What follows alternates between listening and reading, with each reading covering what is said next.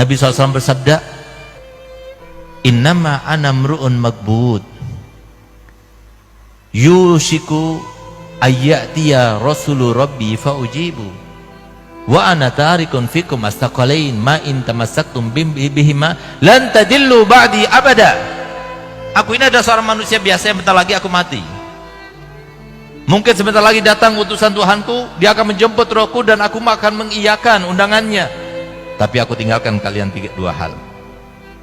Tolong camkan baik-baik ini. Kenapa sih hadis yang dibawa terus kitab Allah wa sunnati, kitab Allah wa sunnati? Kenapa ini hadis itu kan diriwayatkan oleh Imam Hakim dan kita Mustadraknya? Kenapa kok itu terus yang dibawa? Kenapa hadis yang justru diriwayatkan oleh Imam Muslim yang lebih sahih, lebih kuat derajat kehadisannya, kesahihannya daripada hadis yang Imam Hakim itu? Rasulullah mengatakan kitab Allah wa itrati ahli baiti. Kitab Allah, pegang teguh Al-Quran dan keluargaku. Kenapa Nabi SAW mengatakan demikian? Jawab, kenapa? Ada apa? Lalu kenapa Nabi SAW di akhir hadis itu beliau mengatakan uzakirukumullah fi ahli baiti, uzakirukumullah fi ahli baiti, uzakirukumullah fi ahli baiti. Aku ingatkan kalian ya, aku ingatkan kalianlah terkait dengan keluargaku. Hati-hati, mereka keluargaku, mereka cucuku. Dan Nabi SAW berkali-kali mengatakan, aku ini adalah manusia biasa sama seperti kalian. Subhanallah, ambil satu contoh, lihat bagaimana orang yang memuliakan dan tidak memuliakan. Ini contoh yang sangat luar biasa terkait dengan akhir zaman ini. Ada sebuah cerita yang fakta, bukan cuma cerita yang khurafat, di mana ada seorang syarifah punya anak 3. Kayak beruntung yang hartanya itu bersambung dengan zuriat Nabi. Beruntung mereka yang mempunyai perhatian kepada zuriat Nabi. Nabi SAW sendiri bersabda dalam hadisnya, man sona'a ma'rufan li bani Abdul Muttalib walam yujazihi fa'ana ujazihi yawmal qiyamah. Barang siapa yang melakukan suatu kebaikan bagi Bani Abdul Muttalib, siapa sekarang? Ya para habaib di cucunya Nabi. Maka aku nanti membalasnya pada hari kiamat. Subhanallah, ini ada cerita. Tapi jangan ditiru. Ada Habib, memang nggak punya dia, tapi dia malu mau minta-minta. Dan sifat Habib yang paling kental, sifatnya orang Quraisy itu begini, merendah kepada orang, paling anti. Kalau semua ada habaib yang seperti itu, terkontaminasi. Itu habaib yang terlumuri, itu namanya. Kalau habaib yang asli enggak. Coba lihat bagaimana orang Quraisy. Kenapa sih orang Quraisy itu kalau jalan tuh harus pakai budak? Kenapa? Karena takut sampai jatuh sesuatu barang, dia nggak mau menunduk, itu nggak mau. Dia perintahkan itu, yang namanya budaknya. Iya, kalau jatuh sesuatu yang nggak berharga, walaupun yang jatuh itu satu karung isinya dinaran, ribuan dinar, nggak diambil sama dia, diambil oleh budaknya. Dari saking merasa nggak mau merendahkan diri di depan orang. Itu sifat daripada habaib yang asli. Subhanallah, bagaimana Nabi kita Muhammad SAW kemudian mengajarkan kepada kita untuk menghormat, memuliakan mereka, sampai lihat bagaimana perhatian Nabi kepada mereka. Ini sambil contoh, ambil pelajaran tapi jangan diambil contohnya. Ada orang habaib, dia nggak mau minta-minta, apalagi sampai nipu-nipu, nggak mau. Tapi apa? Dia mau makan, dia berusaha kerja nggak dapat uang, dia cari kerjaan nggak dapat kerja, sementara dia dan keluarganya harus makan. Sehingga apa? Dia datang kepada seorang pedagang, penjual barang-barang kelontongan seperti apa, beras, ya, sembako itu ya. Dia datang, Ji, saya mau beli berasnya Ji, tapi saya nggak punya uang, mau nggak Ji saya beli pakai kertas ini? Itulah saya katakan tadi, jangan ditiru tapi gitu. Apa isi kertasnya? Hutang kepada datukku Nabi Muhammad SAW. Hutang kepada datukku Nabi Muhammad SAW. Masya Allah, Haji itu bilangnya, Masya Allah Bib, dicium kertasnya itu. Ambil Bib, ambil. Taruh di paku. Biasa kan pedagang itu kan, notanya taruh di paku, nanti taruh lagi, nanti satu hari dihitung, tulis. Kesian deh mereka. Apalagi pas sudah capek-capek, nggak berharga lagi. Sudah capek-capek, nggak berguna lagi untuk Nabi Muhammad. Lebih kesian lagi. Hidupnya susah, memikirkan duit, cari duit terus, tapi duitnya nggak berharga. Subhanallah. Numpuk. 1, 2, 3, datanglah istrinya, kamu itu dibohong-bohongi. Ya salah perempuan gitu. Dia itu begini, enggak, sampai timbul juga keraguan. Namanya juga seseorang Makanya kalau setan ya, setan yang nggak kelihatan itu kan luar biasa ampuhnya ya di dalam membisiki seseorang, apalagi setan yang luar biasa yang kelihatan itu. Nah, setan sekarang yang banyak kelihatan itu menjelma ya perempuan, apalagi istri gitu. Bahkan menjelma kiai juga banyak, habaib juga banyak gitu. Hati-hati. Nah, makanya kan mereka itu bukan toladan, bukan toladan kita Nabi Muhammad. Selain Nabi Muhammad, maka ada syaratnya. Kalau mereka sesuai dengan ajaran Nabi Muhammad, toladan kita juga. Tapi kalau nggak sesuai dengan ajaran Nabi Muhammad, bukan toladan. Kenapa? Toladan kita adalah Nabi Muhammad sesuai dengan perintah Allah. Laqad kana lakum fi Rasulillahi uswatun hasanah. Siapapun orang alimnya, kalau dia itu tidak berjalan sesuai seiring dengan ajaran Nabi Muhammad, bukan toladan kita, tapi Nabi Muhammad adalah toladan kita. Subhanallah, timbul keraguan dalam hatinya. Iya juga ya, jangan-jangan saya ini bohong ini. Subhanallah, malam harinya bermimpi Nabi Muhammad SAW. Pedagang itu bermimpi Nabi Muhammad. Coba lihat, diperhatikan Nabi Muhammad. Di dunia sudah dibalas oleh Nabi Muhammad SAW. Apa kata Nabi Muhammad? Ji, kamu itu mau aku bayar di dunia apa di akhirat nanti? Sampai kamu itu meragukan saya tidak akan membayar hutangmu. Bangun tidur dalam keadaan menangis. Masya Allah, udah itu dia ambil sertifikat tokonya itu, dikasihkan sama Habib itu, isi tokonya, sak tokonya dikasihkan.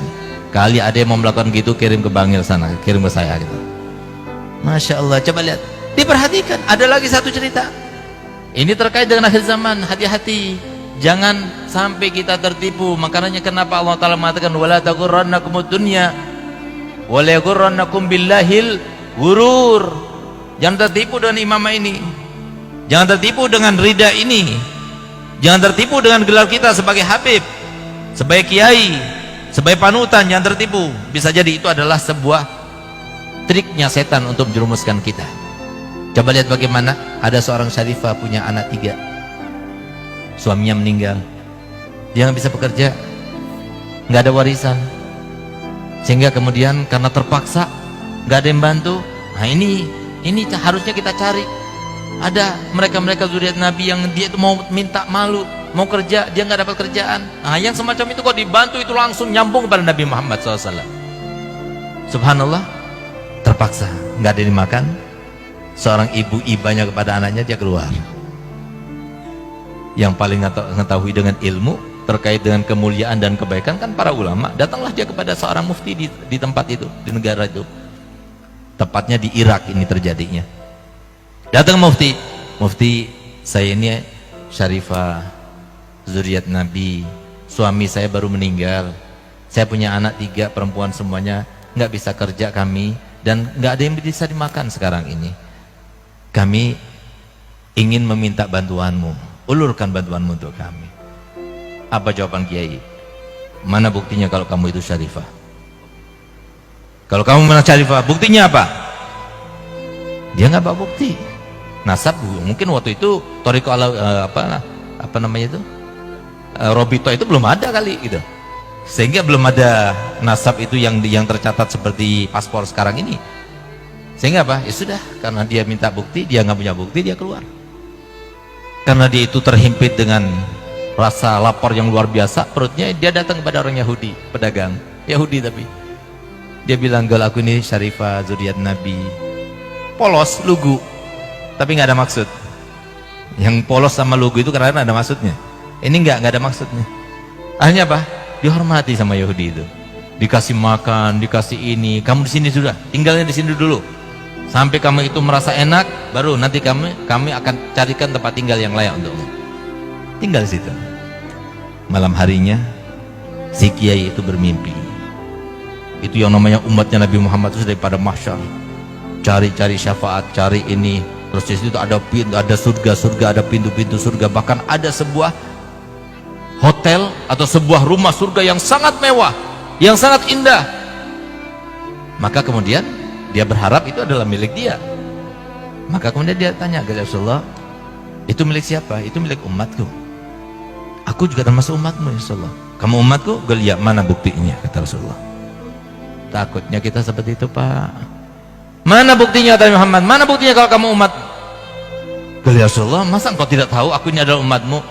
Kenapa ketika cucuku datang kepadamu, Kemudian dia mengaku sebagai cucuku. Kenapa kau masih tidak percaya dan kamu mengatakan pada dia dan melukai hatinya? Dia mengatakan, mana buktinya kalau kamu syarifah? Ya Allah, kata-kata semacam itu sampai kepada Nabi Muhammad. Kita sudah lupa bahwa Nabi Muhammad SAW setiap hari Kamis sebelum amal kita dilaporkan kepada Allah Ta'ala, disodorkan dulu kepada Nabi Muhammad. Entah apa yang akan dilaporkan besok ini, hari Kamis besok, apa yang akan dilaporkan seminggu ini kepada Nabi Muhammad. Kata Nabi Muhammad, kalau aku melihat amal umatku baik, aku bersyukur, aku tersenyum karenanya. Dan semoga kita selalu menjadikan Nabi Muhammad selalu tersenyum pada kita. Tapi kalau amal yang disampaikan kepadaku, yang disodorkan kepadaku daripada amal umatku tidak baik, aku akan mintakan ampun. Dimintakan ampun setiap minggu. Kemudian begitu kepada cucunya Nabi Muhammad, begitu perhatiannya kepada cucu Nabi Muhammad. Subhanallah, coba lihat, hanya kata-kata saja tapi diingat oleh Nabi Muhammad. Kalau kita ini, Pak, ini saya punya anak ini, dia sebetulnya nggak mau ikut, tapi saya biasa pergi sama anak saya supaya dia itu keluar, ada PD dan sebagainya. Kalau semua tadi dihormati, dimuliakan sama Haji Bayu, saya senang. Tapi kalau semua saya datang sudah diundang Haji Bayu, begitu anak saya datang disengkat kakinya jatuh tersungkur, kira-kira saya mau nggak diundang lagi sama Haji Bayu? Nggak bakalan mau saya. Itu karena apa? Nggak bakal saya mau balas, karena saya punya ilmu. Tapi kan saya kecewa, Masya Allah Haji Bayu, setiap saya mulai khutbah pasti saya doakan panjang lagi doanya, anak saya dijatuhkan begitu. Kan kecewa saya. Itu saya. Bagaimana dengan Nabi Muhammad? Subhanallah, coba lihat. Kemudian apa? Dia bangun dari tidurnya dalam keadaan menyesal. Lalu apa yang lakukannya? Dia pergi ke toko Yahudi itu, orang Yahudi itu. Dia bilang, ada syarifah di sini, gal? Iya. Serahkan padaku. Kenapa harus aku serahkan padamu? Dia itu, aku bantu dia. Gal, pokoknya serahkan padaku. Gal, tidak, saya tidak akan serahkan dia. Saya muliakan dia, walaupun dia tidak seagama denganku, saya muliakan dia. Sudah, serahkan pada saya akan berikan harta yang banyak kepadamu. Gal, tidak, saya tidak akan berikan. Kenapa? Ketahuilah bahwasanya surga yang kamu lihat di dalam mimpimu itu kata Nabi Muhammad, itu adalah untukku. Berkat perhatian kepada Nabi Muhammad, seorang Yahudi yang keluar daripada Islam, tapi Nabi Muhammad datang kepadanya, dan berkatnya dia itu perhatian pada cucunya, sampai kemudian dapat hidayah. Berkat apa? Perhatiannya pada cucunya Nabi Muhammad SAW. Ini orang alim, ini kiai, ini mufti, tapi lihat bagaimana perlakuannya kepada cucu Nabi Muhammad. Hanya seperti itu, minta bukti, nggak langsung percaya, sampai melukai perasaannya Nabi Muhammad. Bagaimana kalau sampai memfitnah? Bagaimana kalau sampai menghujat? Bagaimana kalau sampai menggibah? Bagaimana kalau sampai membunuh karakternya dan sebagainya? Na'udzubillah. Apa tidak akan hancur? Padahal Nabi SAW telah bersabda, qaddimu Quraisyan wa la tataqaddamu wa illa fatahlaku, kata Nabi Muhammad. Hendaknya dahulukan Quraisy, utamakan orang Quraisy. Jangan kamu itu mendahului mereka, jangan jadikan mereka itu saingan. Kalau itu kamu lakukan, jangan salahkan kalau akhirnya kamu binasa. Sehingga kita lihat sekarang banyak para kiai, orang alim, minta maaf, yang hilang karismatiknya, tidak diikuti oleh pengikutnya. Bukankah itu sebagai bentuk balasan daripada apa yang diucapkan oleh Nabi Muhammad SAW? Harusnya mereka yang paling cinta pada zuriat Nabi, mereka yang dikenal dengan ilmu, mereka yang paling tahu dengan ilmu. Semoga kita semua termasuk mendapatkan kemuliaan Nabi Muhammad SAW. Semoga kita termasuk dicintai oleh Nabi Muhammad SAW. Semoga kita termasuk yang benar-benar menjalankan perintah Nabi, bahwa saya mendidik anak-anak kita dengan 3 hal: mencintai Nabi Muhammad, mencintai keluarga Nabi Muhammad, dan juga mencintai Al-Quran. Ya Allah, jadikanlah kami termasuk yang perhatian kepada 3 hal itu, sehingga anak-anak kami termasuk yang selamat daripada fitnah akhir zaman. Ya Allah, selamatkanlah kami semua ya Allah. Jangan biarkan kami keluar di tempat ini kecuali masing-masing di antara kami telah bermimpi Nabi Muhammad SAW dalam tidurnya sebelum meninggalnya, sehingga nanti di akhirat dia akan berjumpa dengan Nabi Muhammad SAW. Sebagaimana beliau bersabda, man ra'ani fil manam fasayarani fil yaqda. Siapapun yang melihatku dalam tidurnya, maka pasti dia akan melihatku dalam keadaan nyata. Ya Allah, berikan kenikmatan itu kepada kami semua ya Allah. Jangan biarkan keluar dari kami kecuali mereka semuanya termasuk dicintai oleh Nabi Muhammad SAW. Ya Allah, jadikanlah, selamatkanlah kami, selamatkanlah keluarga kami, selamatkanlah keturunan kami, selamatkanlah seluruh kaum muslimin siapapun mereka ya Allah, daripada fitnah akhir zaman, fitnah politik, fitnah jabatan, fitnah dunia, fitnah perempuan, fitnah keluarga, fitnah segala macam fitnah. Ya Allah, selamatkan mereka ya Allah, karena kami ingin berkumpul dengan mereka semuanya ya Allah, berkumpul bersatu padu dalam keadaan ya Allah kita semuanya dibanggakan oleh Nabi Muhammad, mendapatkan syafaat Nabi Muhammad, dipimpin oleh Nabi Muhammad, di bawah bendera Nabi Muhammad, diiringi oleh syafaat Nabi Muhammad, melintas di atas sirat bersama Nabi Muhammad. dan masuk ke dalam surga bersama Nabi Muhammad. Rabbana atina fid dunya hasanah wa fil akhirati hasanah wa qina adzabannar. Wa sallallahu ala sayyidina Muhammadin wa ala alihi wasallam walhamdulillahi rabbil alamin. Kurang lebihnya saya mohon maaf.